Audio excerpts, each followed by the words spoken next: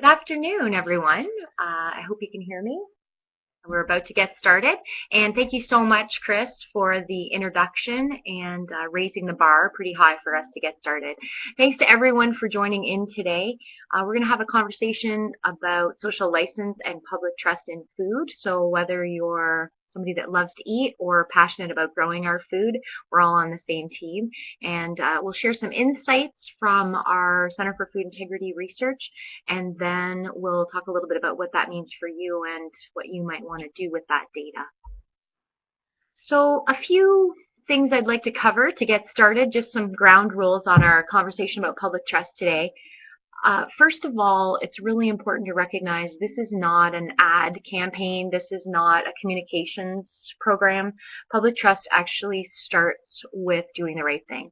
And that's where people who work in agriculture and food spend all their time, many millions of dollars, research, quality assurance programs, making sure you're caring for animals, caring for the environment, producing safe, healthy, affordable food. That is the base of building public trust. You cannot build public trust if you're not actually doing the right thing or committing to continuous improvement. So we're not going to talk about what doing the right thing is today, but just know that that's the base that we're doing all of this work on. Another point to make is this conversation about public trust is not unique to agriculture or food or Canada. This is a conversation in the developed world when people question how everything is produced, whether it's forestry or oil and gas, and then our food production here in Canada. This is a conversation that's been happening around the world, and the trend lines go from the UK to EU into the US and up to Canada, and they're not dotted. They're absolutely solid trend lines. So it's important to recognize wherever you are calling in from or listening in from today, it's not unique to your province or our country. This is absolutely a global conversation.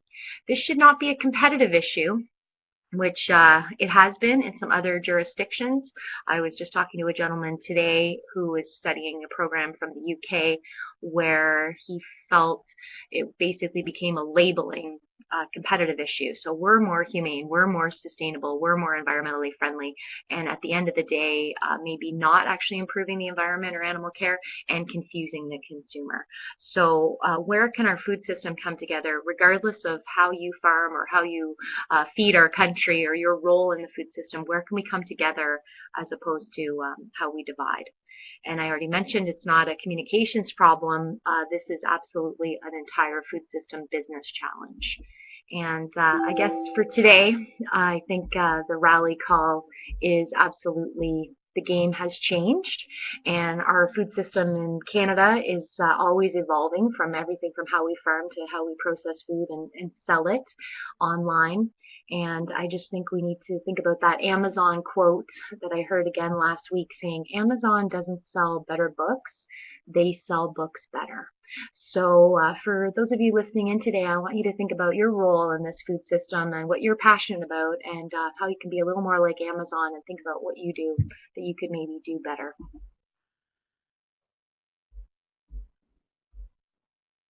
So a little bit about Farm and Food Care. If you're not familiar with us, we're a fairly new group formed about 5 years ago. A very unique model. We are not an association. We are a coalition model, a collaborative impact framework with many, many partners from across the country, from individual farmers through to some of our biggest food companies in the country, all coming together with this shared vision for earning public trust with a mandate to provide credible information. And we do three things, three pots.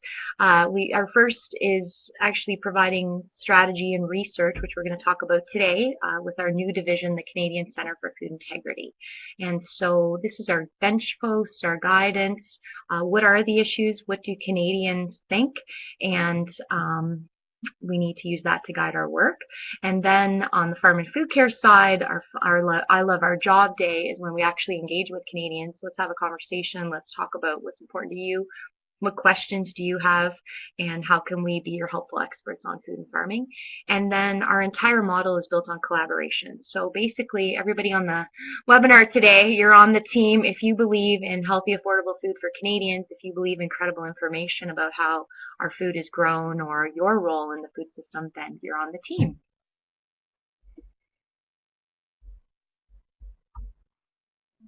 So I mentioned we launched a new division of Farm and Food Care this summer, the Canadian Centre for Food Integrity, which is an affiliate of the U.S.-based Centre for Food Integrity, which was formed about 8 years ago.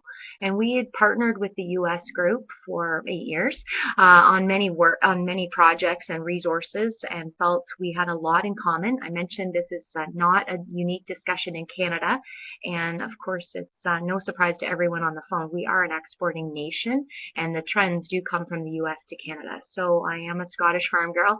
It makes all kinds of sense for me and our team to say, why don't we bring the Centre for Food Integrity to Canada? And as I like to joke, spell centre correctly, which is really important in Canada. So we launched the Canadian Centre for Food Integrity in June in Ottawa. And its role is to help our own food system learn how to earn public trust. And the heart of the CFI is actually understanding consumer concerns and questions, and in a very deep dive into research. So it's not a typical usage and attitude study that many groups do. It's also really important to note that it's unique in that it's a shared investment in research. Many companies and associations and sectors do their own research, and it's confidential for a reason because it's used for their competitive advantage. This research, like we're sharing today, we literally have people on the phone or on the webinar that from individual farmers to some major food companies and government partners, all having this shared base in public trust research is really important. And the research is used two ways. It helps inform our own food system leaders and people like yourselves about what consumer expectations and concerns are. So remember, I said the base of public trust is actually doing the right thing. And so how do we align with consumer expectations and questions? So, you know, whether that means changing practices or shifting things, or also identifying areas where there's a big gap. So for example, when we ask Canadians, do you think Canada has one of the most affordable food supplies in the world? Only 13% said yes. Well, that's actually a fact. We do have one of the most affordable food supplies in the world, but Canadians don't know that. So there's a gap, and you can decide if you want to address it.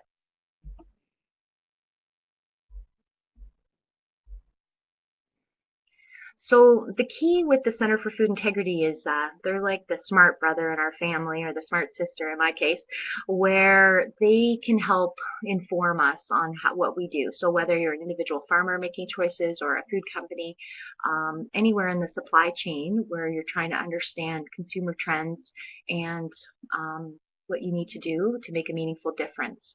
And so this is just an example of, there's a lot of work, great work in this space, and the Food Institute at the University of Guelph is doing some great work, and this lines up very much with what our work showed around the need for supply chain transparency, which is our whole model, and animal welfare I'm going to talk a little bit about, but definitely seeing some erosion in trust around animal welfare in Canada. So the actual research report is available on foodintegrity.ca, which you can find through Farm and Food Care's website, or you can go directly to foodintegrity.ca. Note, if you go to foodintegrity.org, that's the US site, so you want to go to foodintegrity.ca. But I'll give a few highlights today. As you see, the research was with 2,500 Canadians, which is quite significant. The average regular consumer study that Ipsos, our partner, does is a group of 1,000 Canadians, so just to give you an idea. And for you to have as background, about 80% of the work that is in this research is duplicating the U.S. work directly. They've spent 8 years and many millions of dollars trying to understand public trust in the U.S. So we wanted to be sure that we had the base model for public trust right in Canada, which it is very similar to the U.S.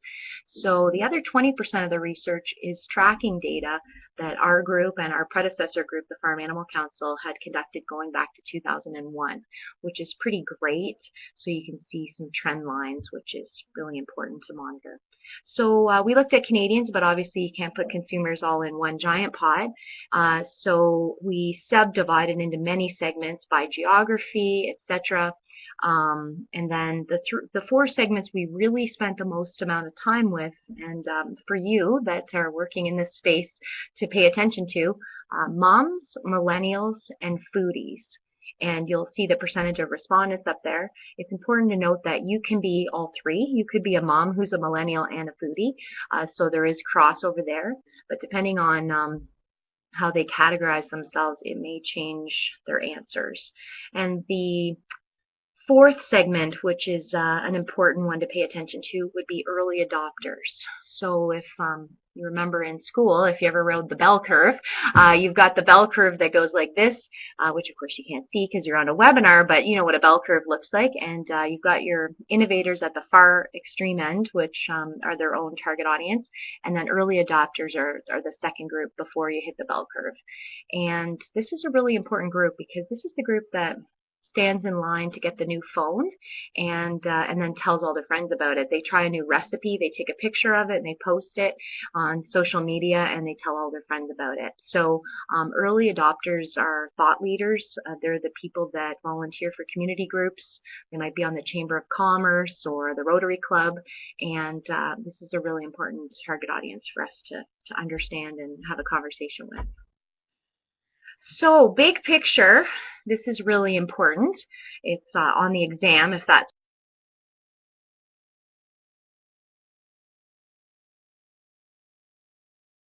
where you pay attention when the speaker says that.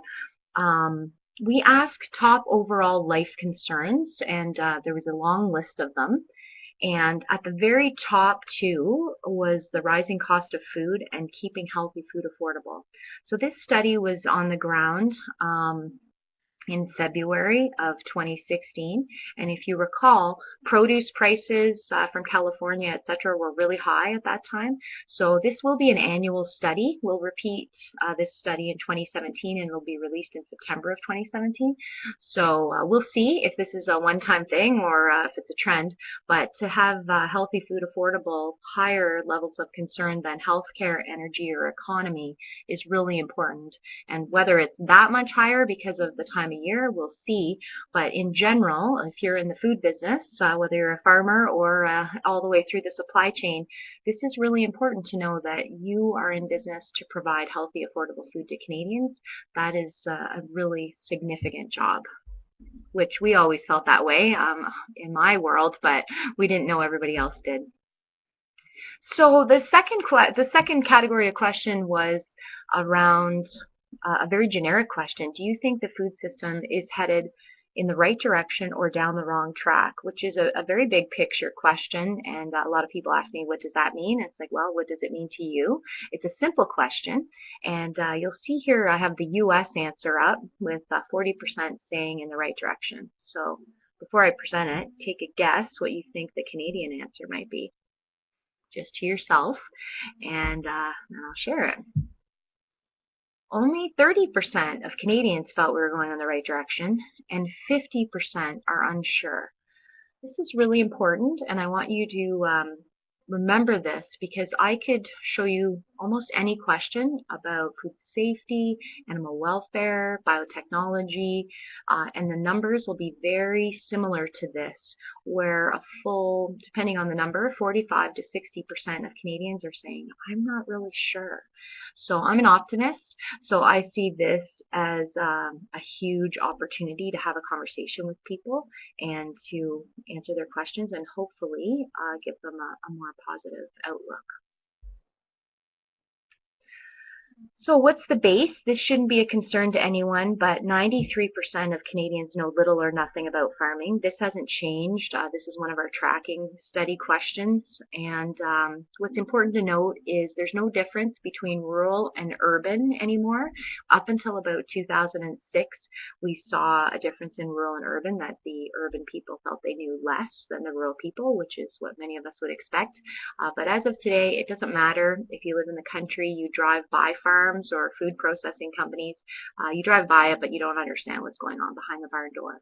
So That's an important one. There's also no difference between provinces. A lot of people in different provinces think, well, maybe that's like a Toronto thing. No, it's a Canadian thing. There's no difference between provinces. And again, with the good news, 60% want to know more, which is consistent with 2012. And I see that again as a huge opportunity.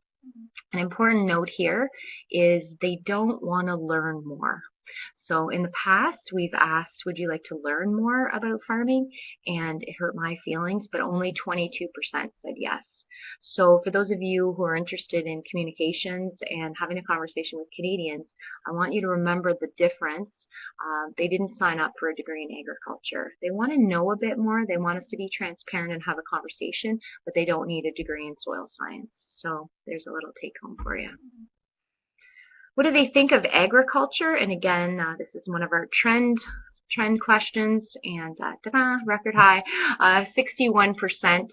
61% will get you through school. It won't get you into vet school, but it's still a pretty great number. And the trend line, as you see, jumping from 41 to 61% is great.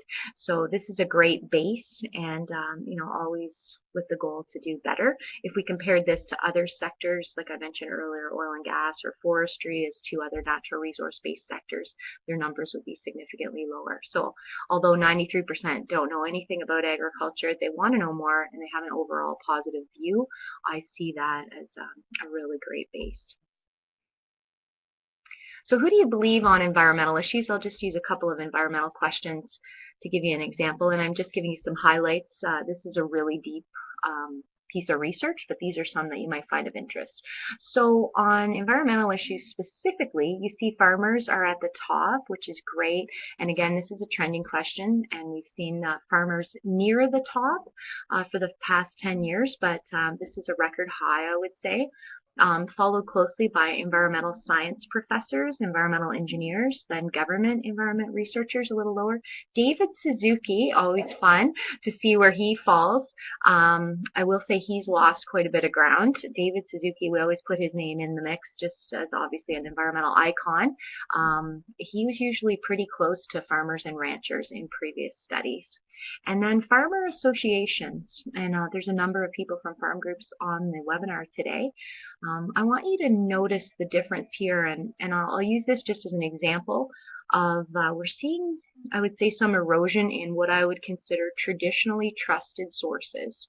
So not just on this question, but on others, that people are crowdsourcing their information. So when you Google search something, you might not just go, you won't go to one source. You'll crowdsource information, and the traditionally, what I would consider traditionally trusted sources like government or farmers groups have lost some ground on trust. You'll see here substantially higher, it says foodies and moms. So they believe, for example, farmers or environmental science professors even more than average, which is, again, good news. They're really interested in these topics.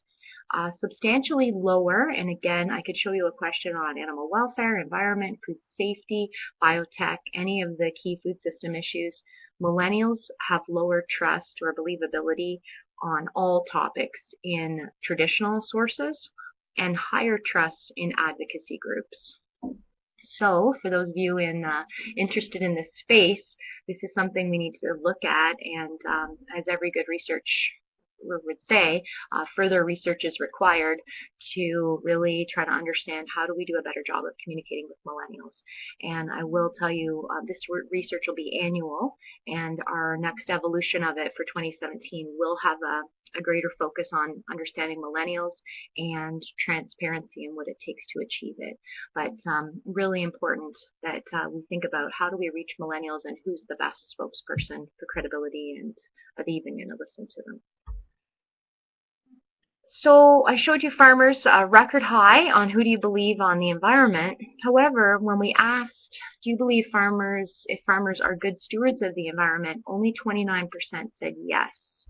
And just to compare, 20% said yes, that they believe fishermen are good stewards of the environment, just to show you another sector. And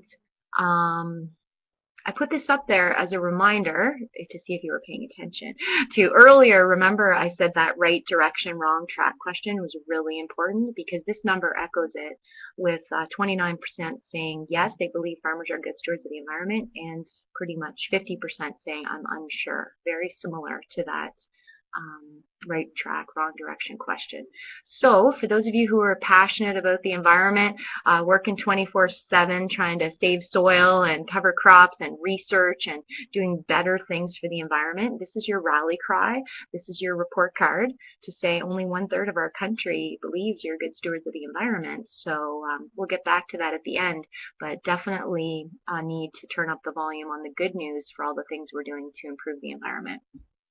Very similar question on animal welfare. Similar answer, I should say, not a similar question. When we ask Canadians, do you think that undercover videos showing farm animal abuse is representative of normal farm practice, only 27% believe that it wasn't normal farm practice.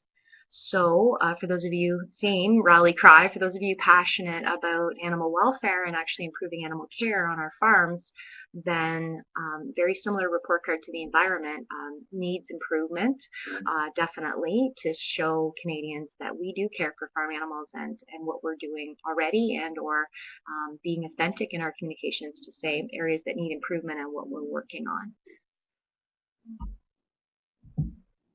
So just some examples of concerns around human health. And again, remember that right track, wrong direction question was 50% were unsure.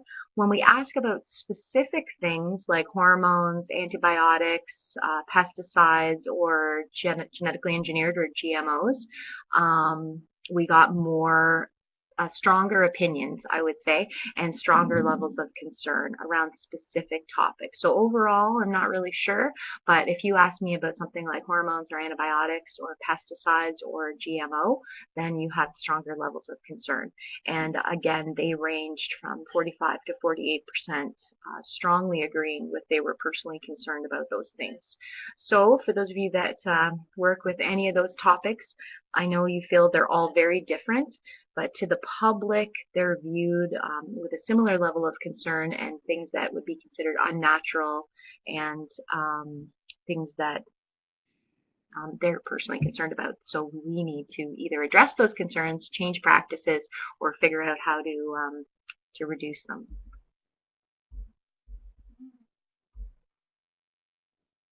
So how does this translate to trust in our food system and or social license? So I'm not going to overview all the numbers on this today, but I just wanted to explain that the base of this research is actually a How to Build Trust in Food model. It's peer-reviewed and published in the Journal of Rural Sociology in 2009, so if you want to look it up. And there's a lot of numbers that go into it, but with a lot of R values that I've forgotten since stats, which was a long time ago in university, thankfully. So basically, the university in Iowa that developed this said, how do we measure the public's concern, and then how do we actually put that into a model that could build trust? So at the top left, you've got competence, and typically in agriculture and food, this is where we put all our eggs in this basket. We send the researcher, the scientist, the expert on subbing your topic here. We put them on the news, and we make sure we have the most technically competent person, because when you're talking to your peers, you talk to competent people that can give you credible information. So in our sector, we put a lot of emphasis on competence and expertise. The second piece, which we don't emphasize enough in our sector, and but is a really important piece in this model, is confidence. Can I trust that you have the same values that I do to do the right thing? And then that's those two numbers are combined with some R values that are beyond my old stats to come up with a trust factor. And then the trust factor can translate to social license. So I'll give you an example of environment, since we were using that one. Farmers rank really highly on competence around the environment. They rank a little bit lower on competence in the environment, and pretty high on trust with the environment. And the social license number only came out at 28%. So, and similar to food safety. So I put this here to say a lot of people are talking about social license, and it's almost the new S word, I would say, close neck and neck with sustainability in terms of popularity. And it's a great rally cry for our sector to say we need social license, which would be freedom to operate. So I would encourage the people on the webinar to think a little bit about it, that at Farm and Food Care, we talk about earning public trust because you feel it's something, it's a privilege and it's not a right, and you have to earn the public's trust. And the outcome of that may be social license. However, the example I'll give would be when you're 16 or whatever age it is in your province and you really want to get your driver's license. And when you're up on a farm in the Ottawa Valley that looks a bit like the picture behind me, you can't go anywhere until you get your license. So you're really gunning for your license, but your real goal should be to be a good driver and not to kill yourself or somebody else. And your parents would hope that's the way it is. But you need your license to be able to drive. So the same thing for food production, and sub in your piece of the food system pie here. Your real goal is to have public trust in what you're doing and the food you're growing. The outcome of that may be social license, but you need social license to have your freedom to operate. So for example, if you were a pig farmer in Manitoba, you haven't been able to build a barn in about 8 years because your neighbors voted you can't build a pig barn in Manitoba. So it didn't matter if you have great feed and equipment and great people and research and you're globally competitive and you've got a market in Japan when your next door neighbor says you can't build a barn, you can't sell more seed or feed or pork, you can't fill your world-class pork processing plant. There's a lot, the whole food system is affected when you lose your social license. So they are related, absolutely, but if I had to give some advice based on our research, 28% on social license is it's a long way to go from 28 to 50. I would say my university physics looked a bit like that. So I would encourage you to think a little bit about what your real goal should be. And the other lesson on social license, if we look at sectors like oil and gas or forestry specifically, which might even be closer to agriculture, is the benchmarks can be moved. So you may think you have social license, and then some vocal advocates will change the benchmarks or the goalposts. So I encourage you to think a little bit about that and what your real goal should be. And I encourage you to think about trust in our food system, and your piece of the food system should be the priority. The second piece that's on the exam out of this public trust model, and I alluded to it already, meant to just really hit it home, shared values actually came out as 3 to 5 times more important to building trust than sharing facts. And this is really key because remember I said we always send out the experts, who's the most technically competent. And if you think about some bad news stories related to food, like perhaps BSE in the UK. So if you picture a news scene where you have a mom crying on TV, is this beef going to kill my kids? And then we send out a prion researcher to talk about, the BSE and the prions. And most studies show some of the time you're not even in the same conversation. It's apples and oranges. So again, this is another rally cry for us to do better, to say where do we connect with people, and it's on shared values. And it's nobody. If we talk about something like animal welfare, nobody cares more for the animals than the people that are out there 365 days a year. And so I often tell the story about how my dad missed my grade 8 graduation because a cow was calving. And did I mention I was valedictorian? So I'm like, that's just the way it is, because obviously I'm still in therapy for that. But as a farm kid, you just accept that your dad misses your grade 8 graduation because the cow's calving and the cows come first. But we don't share those stories enough. We talk about why we do things and how we do things and the details of it, but we forget that we need to connect with animal care is really important to us. We chose to work with animals because we love it and we love animals, and we wouldn't be in this business if we didn't.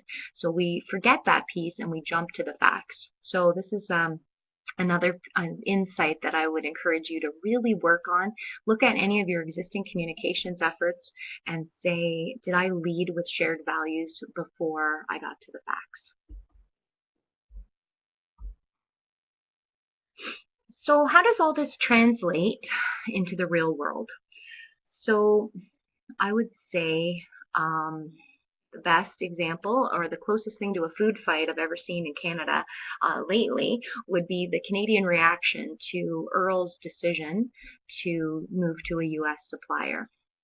And with full credit to Earl's for owning it and to changing their messaging and their decision to source Canadian beef. And it wasn't just people in the beef sector that responded. It was Canadians, consumers from across the country. And I'd say it was a combination, that started in Alberta with the most strong affinity for this topic, but it definitely rippled across the country through social media, etc.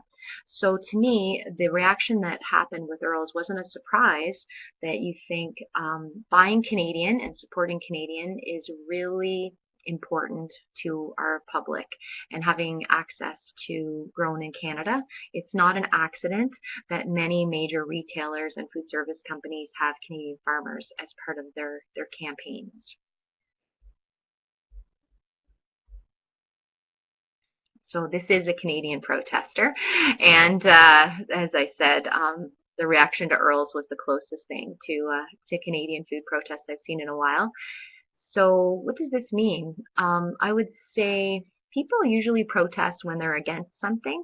And so what I see is an opportunity to be for something, that the Canadian public is for farmers. They are for trying to support our food system. They want to have a conversation. The interest in knowing more, remember, not learning more, the interest in knowing more is absolutely there. And so it's an opportunity to talk about our food. And I would encourage you to think a little bit about how you position your conversations, that you embrace skepticism. So thank you for questioning this, and thank you for asking the question. It's an opportunity, and it's a two-way conversation. It's not a one-way. And always have this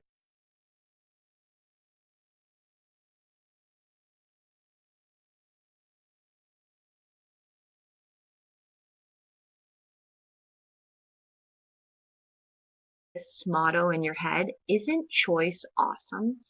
Farm and Food Care doesn't advocate for any specific type of production practice. We advocate for good food for Canadians, and you can choose whatever labels you want. Isn't choice awesome? Isn't it awesome that we live in a country where people can criticize how we grow their food? You walk into a grocery store and the egg counter is like a 10-minute decision. Like, that is awesome, right? So if you remember your Maslow's hierarchy of needs, we're up in that very top corner where we can have a social discussion about, what access to natural environments our chickens can have, which in a world where some people don't have eggs. So embrace choice and embrace skepticism, and that will get you through the most difficult conversations.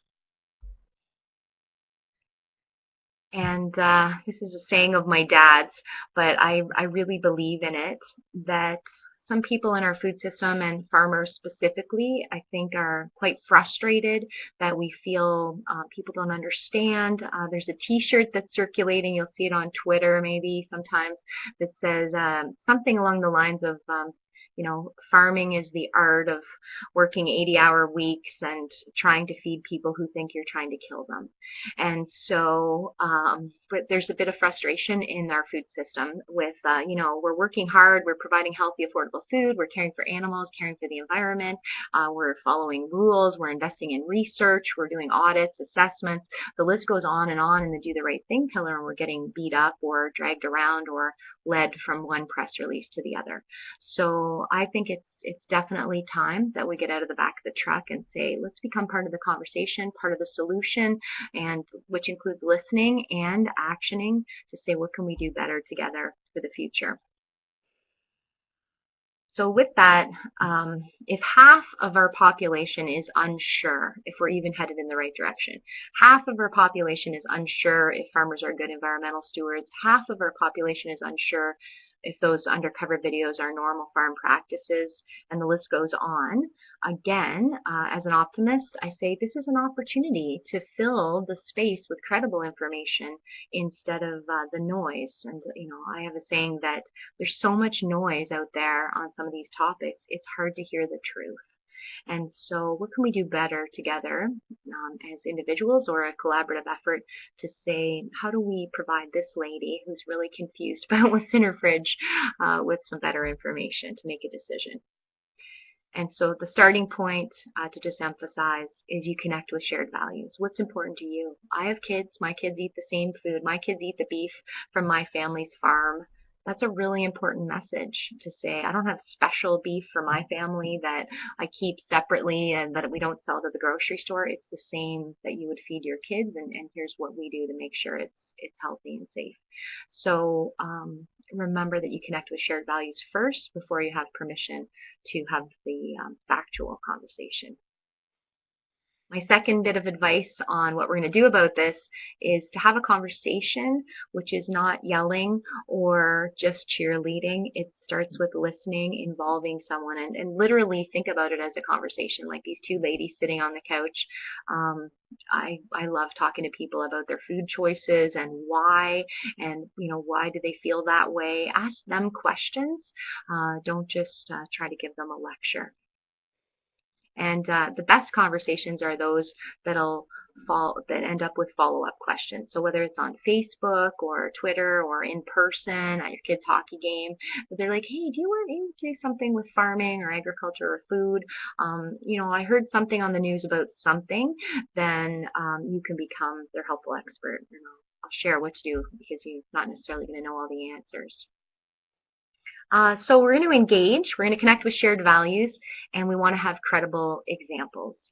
And obviously it starts with real people, and many efforts already exist. This is just one of ours from the past 10 years. We've done the Faces of Farming project in Ontario that's going to be expanded across the country, leading with the people who actually grow our food. And these three ladies here as an example are great examples of ambassadors that I call them stereotype breakers and good news makers. So if you said, can you describe beef farmers in Canada, you may not describe those three ladies.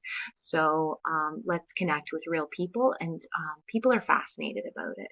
So what can we do to provide them with a platform? And on a personal anecdote side, my father and mom went on an Alaskan cruise a few years ago, and as farmers, they haven't really taken a lot of vacation. And so at the end of the cruise, my dad says, Chris, I think you're really on to something with this talking to people about farming business. And I'm like, oh, my whole career's kind of been dedicated to that. So took an Alaskan cruise for my dad to think that was a good idea. And I'm like, tell me why you think that. And he said, well, every night on the cruise, I guess they would be put at a different table with different people and a lot of retired American professionals. And every night, he said, the conversation would turn to farming, and they would ask him questions about baling hay and milking cows and just everything. And he said, nobody asked the dentist about how to pull a tooth, or the lawyer. Well, they may have asked lawyers about wills because, the average age was pretty old. But he said nobody was asking them about their profession, but it would always come back to farming every night.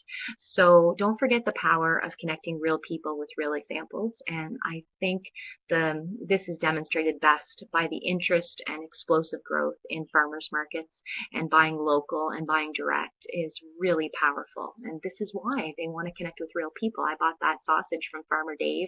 He's a great guy. I'm a vegetarian, but I feed my kids sausage, and I buy them from Farmer Dave, and that's awesome. The other piece is third-party credible experts. And so remember I said there's an erosion in trust in traditional sources, and of course trust from any company that profits from something to do with whatever it is they're concerned about is not viewed as a trusted source. So the importance of third-party credible experts, whether they're a veterinarian or an environmental engineer, dietitians, when it comes to food, is a really credible source. They've spent a lot of time in school, and they're just as frustrated as farmers that the food babe can reach 200,000 people every day and they can't with their real information. So think about how you can work with more credible experts and just help them package your message and or share your story with them to help share their stories. NGOs, again, there's a lot of environmental groups, for example, that have very similar interests to farmers on things like water quality, etc., cover crops, preserving soil. There's a lot of things we have in common. I always say farmers are the active environmentalists, so why not partner and say, you know what, together we're going to preserve this habitat, or we're going to plant this bee pollinator habitat, etc., and think about that. Farm and Food Care is actually an NGO. We don't profit from selling any type of product. We don't advocate on behalf of a company or a sector. We advocate for credible information, and we were set up very purposely to do like that. Food system partners, I didn't show it on the public trust scale, but food companies, input suppliers, government rates really low on trust. And that doesn't mean that they shouldn't be communicating. They absolutely need to. And it's really important that they continue to demonstrate transparency and commitment. But I wouldn't recommend any food companies go out and spend millions of dollars advertising, trying to talk about what they're doing to build trust, because I don't think it'll be viewed as credible. So what can we do to do better on our next public trust report card? Well, the first thing, one of the things we can do, and I've tried to give you some insights along the way, is invest in shared content. So at Farm and Food Care, we have 3 main shared content vehicles. The first one is called Best Food Facts, which is a new one, and it's out of the U.S. Center for Food Integrity. It hosts about 220 university experts. So we just added the first 10 Canadian experts. And the first Canadian expert from the University of Guelph just answered a question on antimicrobial resistance. And we chose antibiotics for a reason, because that was the highest level of concern out of our public trust research. So taking that research and making it actionable. And this Best Food Facts site, there's no company logos, there's no company support. It's literally a vehicle to give those scientists a voice. And you can type in a question and you have access to 220 university experts that can help answer it if it's not already on there, which there's about 700 questions on there. So I encourage you to check it out. This is our gift to you. You can take the Best Food Facts website. There's a widget and you can embed it on your website directly or help us promote it. And people can, so right from your website, it's like, hey, we might not know all the answers, but here's a pool of experts that do. The deans of all the agriculture and vet colleges in Canada have signed on to be a partner of this project, which is amazing, because they too are frustrated that they have so much scientific expertise and not enough voice to share it. The second piece is the Real Dirt on Farming. You might have seen this. This book and online resource has reached about 5 million Canadians in the last few years, with many partners helping, including John Deere, who brought our webinar together today. It was inserted in the Globe and Mail, the National Post, online. It's got a great following. There is we put a contest or a survey on the back of the Real Dirt, which gives us continual feedback on what else people want to know about, and gives it a rating of the 600 Globe and Mail and National Post readers that rated this book, gave it an 87% credibility rating and 85% valuable to them rating. So this is really important for our sector to have a tool that is effective with the Globe and Mail target audience. And Virtual Farm Tours is our online site, which is about to get a facelift, which I'll share with you shortly. And it's an opportunity for people to tour through farms, and we'll be extending it to food industry companies shortly. So we can't take everybody to farms. That's why we have virtual farm tours, but we do farm tours for influencers, foodies, media, dietitians, etc. These are absolutely, I love our job days, with the goal that they become our messengers to many other people. And if you get a chance to be part of a tour or a program like this, I highly recommend it. So that's good to reach some Canadians, but how do we connect with millions is our next challenge, because there's many great efforts on this public trust space, many great communications programs. I've worked at things like the exhibition in Toronto, the Model Farm. You have conversations, but we really need to turn up the volume if we're going to reach 16 million Canadians with content.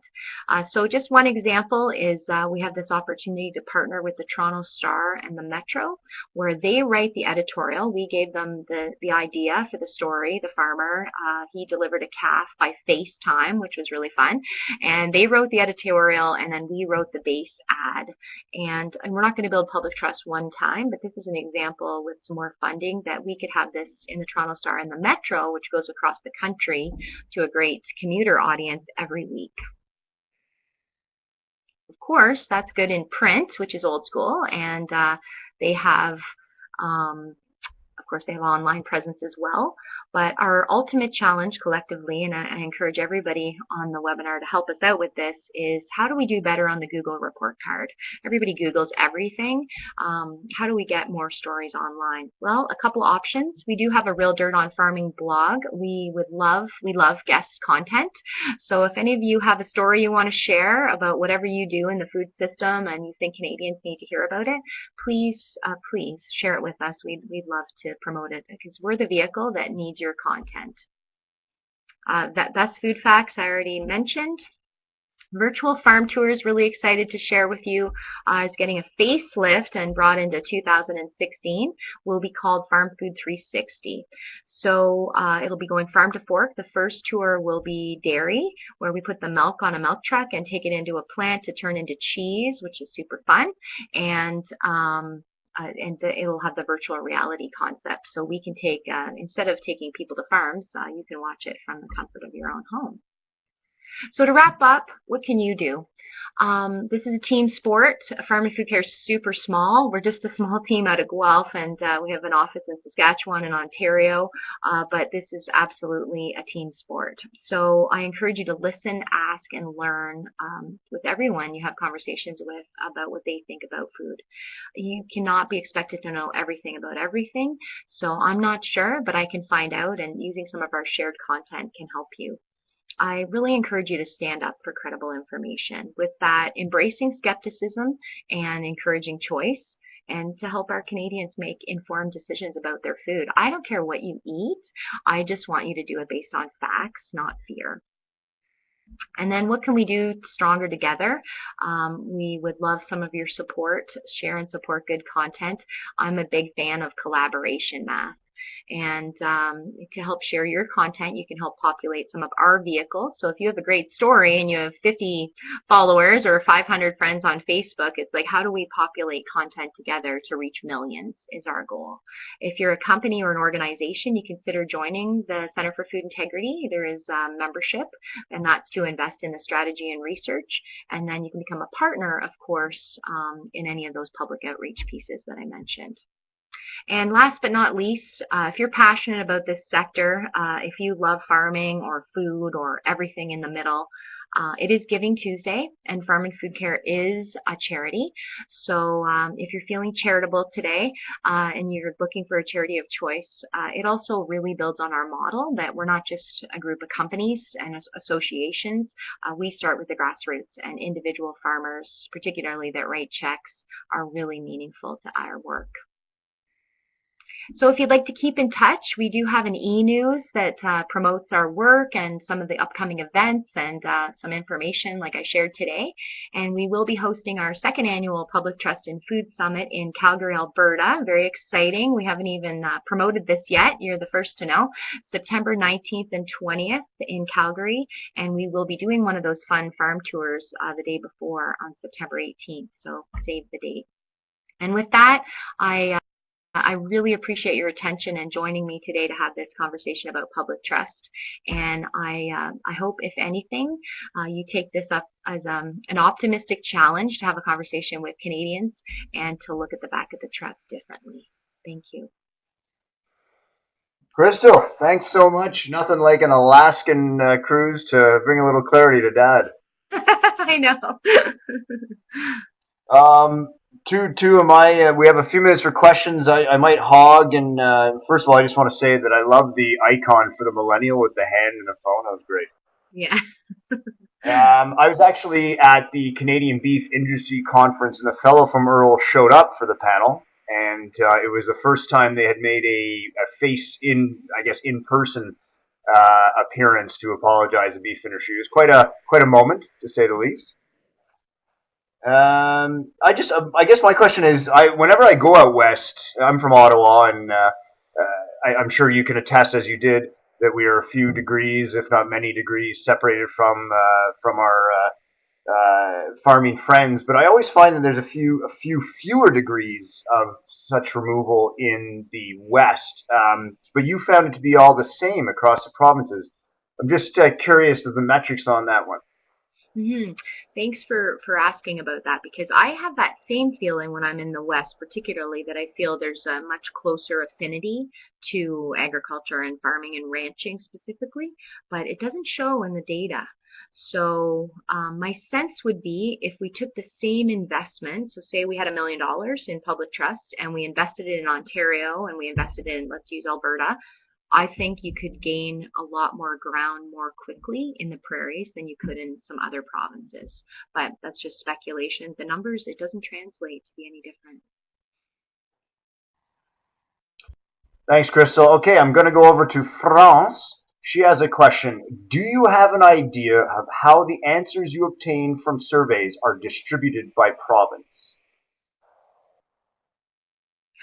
Like, so the provincial data breakdown, I'm assuming she's looking for. Either that or how the surveys are distributed by province. Or perhaps, yes, I'm guessing maybe it is how each province spoke. Mhm. So Ipsos does like a rep by pop model that's like based on our population, how many people in each province you should have that participate in the study.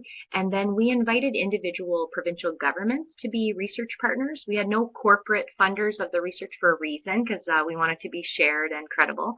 But we invited provinces to partner. So we had Alberta, Ontario, and Nova Scotia in the first year supported additional numbers in those provinces. We haven't released the provincial data in terms of the differences between the province other than in a few select presentations.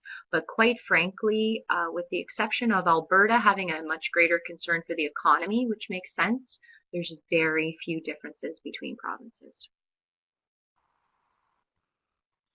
All right, my friend Bruce from Ottawa, or Metcalf, he likes to think he's from Ottawa, but let's face it.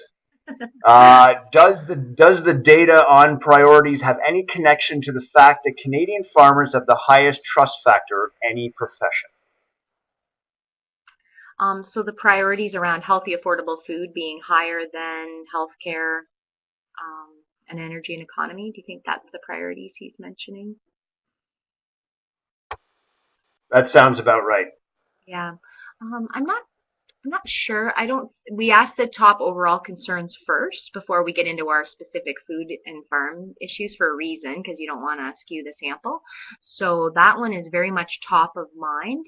I think the fact that I don't know if people link their support and positive feelings towards farmers with their interest in healthy, affordable food. Because then when we ask, do you think food is affordable in Canada? Only 13% said yes. So I don't see a link there personally. All right. Um, not so much a question. Christy Moses says, "You are awesome, Crystal." 4 exclamation points. I could listen to you all day long. Well, thank you. I'll save that for my next bad day. And then Rita is referring to, I believe you had a slide that spoke about drugs and so on, and her question specifically came up at that point. Do those responses cluster together? So I guess she's asking if those answers were kind of one. No, they were separate, so they could indicate their level of concern on each separate topic. I just clustered them together for presentation purposes to say they all fell within 45 to 50% level of concern. Okay. Cyril asks, did you think about having ethnic communities as a subgroup to be considered along millennials, moms, etc.? Yeah, excellent question. We did consider that. We didn't this first wave. This was a really heavy study. We actually had to cut some content out of our trending data that it physically pained me not to ask the questions. They were that good. So we haven't in this wave, but it's absolutely on the consideration for future waves.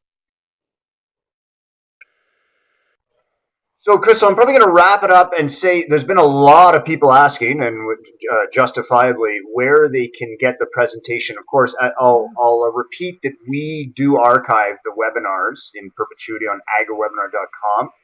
And as you can see, folks, on your screen there's Crystal's email address, and you can get in touch with her. I'm sure she'd love to start a conversation with you, and you can discuss the presentation with her. Does that seem right? Absolutely. And the study itself, the top line with the insights, the important parts, is on foodintegrity.ca, which you can find through farmfoodcare.org, but it's a bit tough. So if you go to foodintegrity.ca, you'll find the study. And the conference, the summit I was mentioning, will be in Alberta, September 18th for the tour, and 19th and 20th will be the Public Trust Summit, where we'll have the new study and more of this type of info. So that will be, if you sign up for our e-news or you go to that foodintegrity.ca, you'll see info on that coming soon. And that answers Elaine's question of the conference date. So there's your answer, Elaine. Listen, Crystal, thanks so much. I'm glad you made it in a rainstorm. We're having freezing rain up in Ottawa, so I'm happy that you made it over. Mm-hmm. Thank you. And I'd like to give a big shout out to John Deere as an example of a great collaborator and partner who's a supporter of Farm and Food Care and Center for Food Integrity and really demonstrates it by providing us opportunities like this to have a conversation with a couple hundred of you today.